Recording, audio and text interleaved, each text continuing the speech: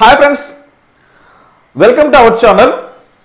మన ఆంధ్రప్రదేశ్ రాష్ట్రంలో ఇమీడియట్గా వచ్చే నోటిఫికేషన్లో ఏపీ హైకోర్టు ఒకటి ఇప్పటికే మనకి డిఎస్సి నోటిఫికేషన్ రావడం జరిగింది. ఎన్నాళ్ళు వెయిట్ చేస్తున్న ఎస్సీ క్లాసిఫికేషన్ అనేది ఆ అడ్డంకిని తొలగింది. మనకి ఇమీడియట్ వచ్చే నోటిఫికేషన్లో హైకోర్టు నోటిఫికేషన్ అనేది పెద్ద నోటిఫికేషన్. వాస్తవానికి ఈ హైకోర్టుతో పాటు ఏపీపీఎస్సీ నుంచి మరొక 13 నోటిఫికేషన్స్ కూడా రాబోతున్నాయి. ఇది సమాచారము. అయితే మరి ఏపీ హైకోర్టు నోటిఫికేషన్ ఎప్పుడు వస్తుంది, ఎప్పుడు ఎగ్జామ్ ఉండే అవకాశం ఉంది? అదేవిధంగా చాలా మంది అభ్యర్థులు అడిగే ప్రశ్న ఏంటంటే, సార్ మేము కొత్తగా ఏపీ హైకోర్టు నోటిఫికేషన్కి అప్లై చేయబోతున్నాం, ఎట్లాంటి డాక్యుమెంట్స్ అవసరం అవుతాయి, అంటే ఏ డాక్యుమెంట్స్ అనేవి అప్లోడ్ చేయాల్సి ఉంటుందని చెప్పేసి అడుగుతున్నారు. వాటన్నిటి కూడా ఈ వీడియోలో ఒక క్లారిటీ ఇచ్చే ప్రయత్నం చేద్దాం. Okay, right. సో మనకి డిఎస్సి నోటిఫికేషన్ అనేది ఆల్రెడీ పడింది. సో ఒక మంచి పరిణామం చెప్పొచ్చు అనమాట. అయితే ప్రజెంట్ ఈ ఏపీ హైకోర్టులో 3600కు పైగా ఉద్యోగాలు ఏవైతున్నాయో వాటిని గుర్తించినట్లు తెలుస్తుంది. ఓకే, 3600 పోస్టులు ఏవైతున్నాయో ఆ యొక్క ఖాళీలు ఏవైతున్నాయో వాటిని గుర్తించారు. దాంట్లో కొన్ని ప్రమోషన్గా కొన్ని ప్రమోషన్స్కి అయితే వెళ్ళబోతున్నాయి. వాస్తవానికి ఇది చాలా క్లియర్, రైట్. సో ఇంకా 3000 నుంచి 3400 మధ్యలో మనకి ఒక మంచి భారీ నోటిఫికేషన్ అనేది విడుదలయ్యే అవకాశం కనిపిస్తుంది. అయితే ఇక్కడ చాలా మంది అభ్యర్థులు వెయిట్ చేసే నోటిఫికేషన్ అంటే జూనియర్ అసిస్టెంట్ నోటిఫికేషన్. సో మరి దీంట్లో దాదాపుగా 700కు పైగా ఖాళీలు ఉన్నాయి. అంటే అరౌండ్ 743 ఆ విధంగా ఖాళీలు తెలుస్తుంది అనమాట. ఓకే, సో మనకి ఒక 700 ఖచ్చితంగా వచ్చే అవకాశం కూడా కనిపిస్తుంది. సో ఇది ప్రాథమిక ఇన్ఫర్మేషన్. మీకు ఆల్రెడీ చెప్పే గత వీడియోలో హైకోర్టు సమ్మర్ వెకేషన్ కన్నా ముందే ఏపీ హైకోర్టు నోటిఫికేషన్ వచ్చే అవకాశం చెప్పాను. అయితే ఇక్కడ ప్రజెంట్ ఇన్ఫర్మేషన్ ఏంటంటే, సో 90% మీకు మే 1st or 2nd వీక్లో వచ్చే అవకాశాలు ఎక్కువ ఉన్నాయి, రైట్. సో రిమైనింగ్ 10% విషయానికి వస్తే it may be delay. So అది లాంగ్ డిలే అయితే ఉండదు. సో దీనికి గల కారణం కూడా ఏంటంటే, సో ఇప్పుడు రీసెంట్గా మనకి డిఎస్సి నోటిఫికేషన్ అనేది రావడం జరిగింది. విత్ ఇన్ 45 డేస్లోనే ఎగ్జామ్స్ అనేవి జరగబోతున్నాయి. దీనికి సంబంధించిన అంటే ఈ ఎగ్జామినేషన్ అవ్వచ్చు, సెంటర్స్ అవ్వచ్చు, పేపర్ తయారీ అవ్వచ్చు, ఇతర విషయాలు అవ్వచ్చు, కంప్లీట్గా సో గవర్నమెంట్ కూడా చాలా ప్రతిష్టాత్మకంగా తీసుకుంది కాబట్టి సో సమ్వాట్ కాస్త డిఎస్సి పైన బిజీగా ఉందని చెప్పి తెలుస్తుంది. సో అందువల్ల ఏంటంటే మీకు మే ఎండ్ లోపల వచ్చే అవకాశం అయితే యాజ్ ఆఫ్ నో తెలుస్తుంది. ఓకే, సో దానివల్ల మీకు వచ్చిన నష్టం అయితే వాస్తవానికి లేదు. అండ్ ఇంకో విషయం ఏంటంటే, డిఎస్సి ఎగ్జామ్స్ ఏవైతే ఉన్నాయో ఈ డిఎస్సి ఎగ్జామ్స్ కూడా మనకి జూన్ 6 నుంచి జూలై 6 వరకు మనకైతే ఎగ్జామ్స్ అనేవి కండక్ట్ చేయబోతున్నారు. కాబట్టి సో యాక్చువల్గా ఇనీషియల్గా ఏంటంటే జూన్ ఎండింగ్ కానీ జూలై 1st, 2nd వీక్లో ఎగ్జామ్ పెట్టాలని చెప్పేసి ఏపీ హైకోర్టుకి బాగా తెలుస్తుంది.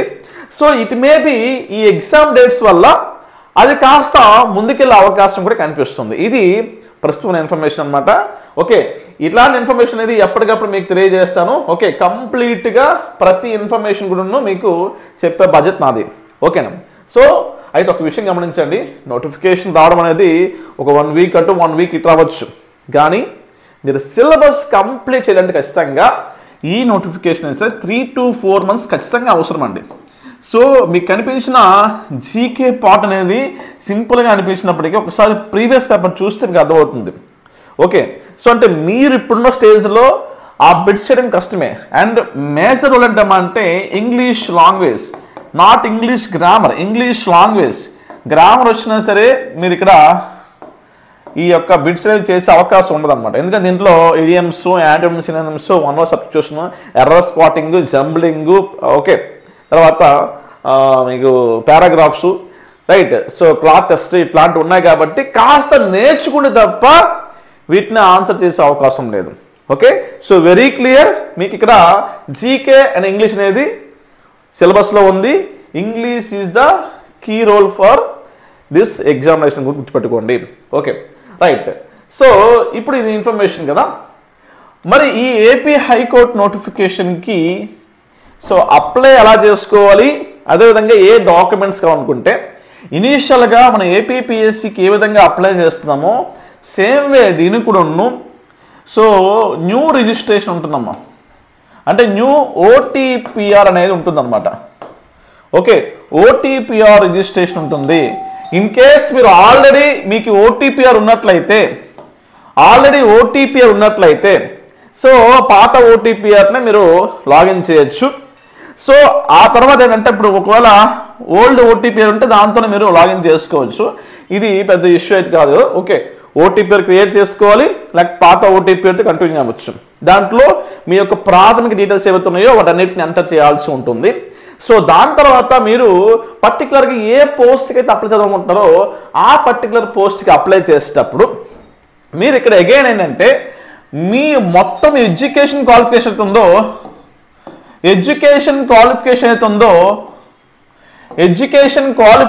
ఉందో మొత్తం టోటల్ ఎడ్యుకేషన్ క్వాలిఫికేషన్ అనేది ఇక్కడ మీరు ఆ యొక్క అప్లికేషన్లోన మెన్షన్ చేయాల్సి ఉంటుంది. అంటే ఎక్కడి నుంచి అంటే ఫ్రమ్ ఫస్ట్ స్టాండర్డ్ నుంచి 10th వరకు. సో ఇక్కడ మీకు రికమెండ్ ఏంటంటే ఏ ఇయర్లో అంటే ఏ క్లాసు ఎప్పుడు జరిగింది, ఓకే, ఏ క్లాసు ఎప్పుడు జరిగింది. So at the same time అంటే ఏ ఇయర్లో కంప్లీట్ చేశారు. సపోజ్ 2005 అనుకోండి. ఓకే, 2005 అవ్వచ్చు, లేకపోతే మీకు కొంతమందికి 1995 అవ్వచ్చు. ఓకే, సో ఎప్పుడైందని చెప్పేసి ఫస్ట్ చూసుకోవాలి. సో అప్ టు 2005 వరకు ఒకవేళ మీ యొక్క 10th అనుకోండి. ఈ విధంగా ప్రతి ఇయర్ కూడా పెట్టుకోవడం జరుగుతుంది అనమాట. సో నెక్స్ట్ ఏంటంటే మరో విషయం, ఈ 10th క్లాస్ సంబంధించిన 10th హాల్ టికెట్ నెంబర్ అవసరం ఉంటుంది. Okay, 10th hall ticket number అవసరం ఉంటుంది అనమాట. సో ఇది కూడా ఉంచుకోవాల్సి ఉంటుంది అనమాట. అట్ ది సేమ్ టైం మీరు డిగ్రీ అయితే డిగ్రీ, లేకపోతే ఇంటర్ అయితే ఇంటరు, ప్రతి ఒక్క ఇన్ఫర్మేషన్ అనేది ఫస్ట్ క్వాలిఫికేషన్ అనేది దాంట్లో మెన్షన్ చేయాల్సి ఉంటుంది. కొన్ని ఉద్యోగాలకి సపరేట్గా మీకు ఏమైనా కంప్యూటర్ నాలెడ్జ్ ఉందని చెప్పేసి కూడా అడుగుతారు, వాటిని కూడా ఉంచుకోవాల్సి ఉంటుంది. ఇప్పుడు అప్లోడ్ డాక్యుమెంట్స్ విషయానికి వస్తే ఏ డాక్యుమెంట్స్ అనేవి ప్రధానంగా అప్లోడ్ చేయాల్సి ఉంటుందంటే so upload documents. Okay, so గమనిస్తే ఇక్కడ మీరు ఫస్ట్ ఆఫ్ ఆల్ మీ యొక్క ఫోటోగ్రాఫ్ అనేది ఉంటుంది. ఓకే, మీ యొక్క ఫోటో అనేది ఏదైతే ఉందో సో రీసెంట్ ఫోటో అప్లోడ్ చేయాల్సి ఉంటుంది. ప్లస్ సిగ్నేచర్ అనేది అప్లోడ్ చేయాల్సి ఉంటుంది. ఓకే, మీ యొక్క సిగ్నేచర్ అప్లోడ్ చేయాల్సి ఉంటుంది. Plus 7th are 9th are 10th సంబంధించిన, ఓకే, సో 10th సంబంధించిన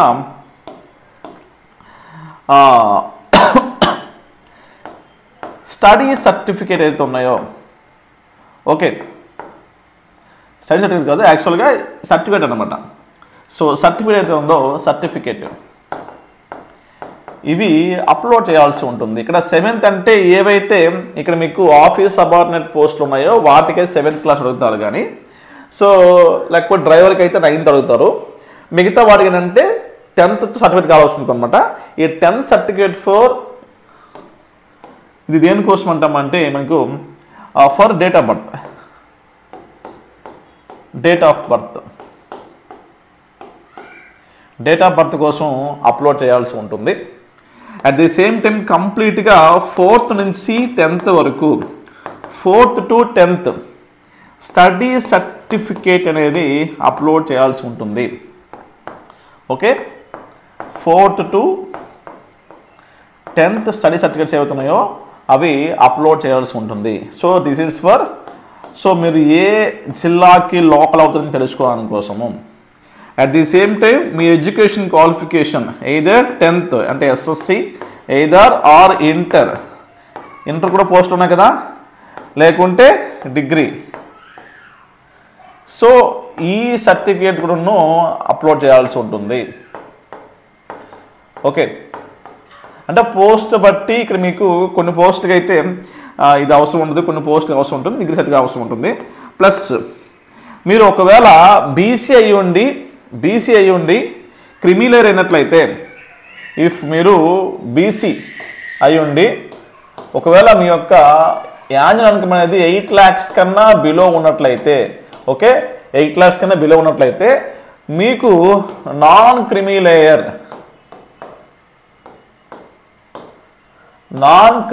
సర్టిఫికేట్ ఉందో, సో ఈ నాన్ క్రిమి సర్టిఫికేట్ అనేది మీరు అప్లోడ్ చేయాల్సి ఉంటుంది. ఇది మీకు సచివాలయంకి వెళ్తే అక్కడ నుంచి విఆర్ఓ ద్వారా ఎంఆర్ ఆఫీస్లో సైన్స్ ఇచ్చేస్తాను అనమాట. దీంతోపాటు క్యాస్ట్ సర్టిఫికేట్ కూడా అవసరం ఉంటుంది. క్యాస్ట్ సర్టిఫికేట్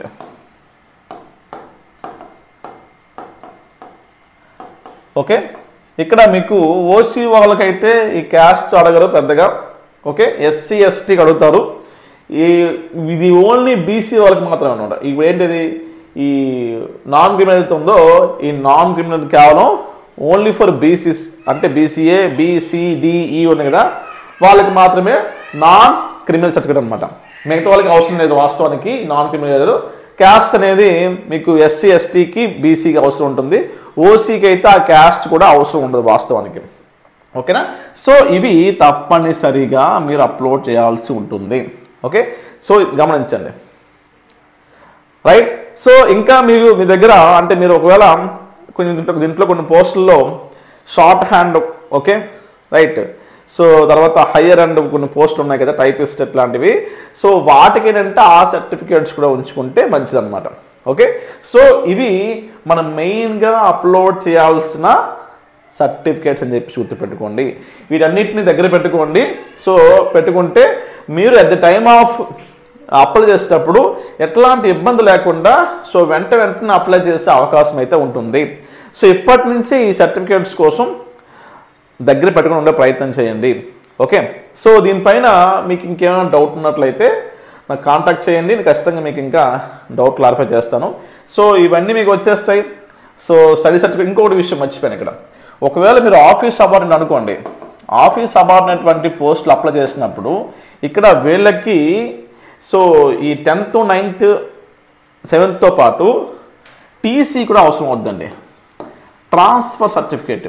ఓకే, గమనించండి, టీసీ కూడా ఆఫీస్ సబార్డినేట్ డ్రైవర్ పోస్ట్ ఏదైతుందో వాళ్ళకి టీసీ కూడా మనం అప్లోడ్ చేయాల్సి అయితే ఉంటుందన్నమాట. ఓకే, సో ఇది క్లియర్ అన్నమాట, గుర్తుపెట్టుకుంది చెప్పడం మర్చిపోయాను. ఫర్ ఆఫీస్ సబార్డినేట్ కానీ డ్రైవర్ పోస్టులు ఉన్నాయి కదమ్మా, 7th pass or fail, 10th pass or 7th pass తర్వాత 10th పాస్ ఆర్ ఫెయిల్ ఉంది కదా, ఆ పోస్ట్ ఖచ్చితంగా ఏంటంటే టీసీ మస్ట్ అండ్ షుడ్ అనమాట. ఓకే, సో ఇవి జాగ్రత్తగా పెట్టుకోండి. ఇప్పటి నుంచి మీ యొక్క ప్రిపరేషన్ స్టార్ట్ చేయండి. హైకోర్టు నోటిఫికేషన్ అనేది అన్ని నోటిఫికేషన్లకు కాదు, ఇమీడియట్గా వస్తుంది. ఒక 15 రోజులు అనేది సమయం ఇస్తారు అప్లై చేసుకోవడానికి. ఇమీడియట్గా అక్కడి నుంచి 30 to 45 డేస్లోనే ఎగ్జామ్ జరిగిపోతుంది అనమాట. సో మీరు అప్లై చేసిన తర్వాత మీకు టైం అనేది కేవలం చాలా తక్కువ టైం ఉంటుంది. సో ఆ టైం అనేది మీకు సఫిషియంట్ కాదు వాస్తవానికి. ఇప్పుడు నార్మల్గా ఏపీపీఎస్సీకి కానీ లేకపోతే డిఎస్సికి కానీ టైం అంటే అడగలేము వాళ్ళకి. ఓకే, ఏపీ హైకోర్టు నోటిఫికేషన్కి టైం ఇమ్మన్నా సరే ఇంపాసిబుల్, ఇవ్వరు. సో మీరు చేయాల్సింది ఒకటే, నోటిఫికేషన్ వచ్చేంత వరకు వెయిట్ చేయకుండా ఇప్పటి నుంచే స్టార్ట్ చేయండి ప్రిపరేషను, అప్పుడే ఉద్యోగం వస్తుంది. లాస్ట్ టైం కట్ ఆఫ్ కూడా చాలా భారీ స్థాయిలో ఉన్నాయి. ఒక జూనియర్ అసిస్టెంట్ పోస్ట్ అవ్వాలంటే 80 మార్కులకి 60 to 65 మార్క్స్ వస్తే తప్ప ఉద్యోగం వచ్చే అవకాశం లేదు. ప్రజెంట్ కాంపిటీషన్ పెరిగింది కాబట్టి ఇట్ మే బి 65 అబవ్ వచ్చే అవకాశం కూడా ఉండొచ్చు. అందువల్ల ఇప్పటి నుంచి మీ యొక్క ప్రిపరేషన్ అనేది ఒక స్టాండర్డ్ వేలో ప్రారంభించండి. ఎయిదర్ మీరు బయట ఆన్లైన్ క్లాసెస్ తీసుకుంటారో, ఆఫ్లైన్ క్లాసెస్ తీసుకుంటారో, లేకపోతే బుక్స్ కొనుక్కుంటారో మీ ఇష్టం. లేక మన దగ్గర కూడా ఆన్లైన్ క్లాస్ అయితే ఉన్నాయి, మనం కూడా ప్రొవైడ్ చేస్తున్నాం. కంప్లీట్గా classes, test series, material PDF అన్నీ అందిస్తున్నాం. సో అది మీ చాయిస్ అనమాట. టైం అయితే వేస్ట్ చేయకుండా ప్రిపరేషన్ స్టార్ట్ చేయండి. ఓకే, దీనికి సంబంధించి మీకు ఏమైనా డౌట్ ఉన్నట్లయితే నా నంబర్కి కాంటాక్ట్ చేయండి. మన యాప్ డౌన్లోడ్ చేసుకోండి. యాప్లో కంప్లీట్గా classes, test series, material PDF కలిపిన అద్భుతమైన కోర్స్ ఉంది. ఆ ఒక్క కోర్స్ చాలు మీకు మిమ్మల్ని హైకోర్టు ఉద్యోగం కూర్చిపెడుతుంది. ఓకే రైట్, అన్ని స్టాండర్డ్ బుక్స్ ప్రెసెంట్ ట్రెండింగ్ ప్రకారము ఓకే, ఎంతవరకు నేర్చుకోవాలో ప్రతి అంశం కూడా కవర్ చేసి తన మీద ఆన్లైన్ కోర్స్ కూడా అందిస్తున్నాం. ఓకే, ఇది ఇన్ఫర్మేషను. ఇంకేమైనా డౌట్ ఉన్నట్లయితే please contact my number. And మీకు ఈ ఒక వాట్సాప్ గ్రూప్ కూడా మీకు ఇక్కడ లింక్ ఇస్తాను. ఆ వాట్సాప్ గ్రూప్లో కూడా జాయిన్ అవ్వండి. మీకు అప్డేట్స్ కూడా దాంట్లో తెలియజేస్తాను. Thank you.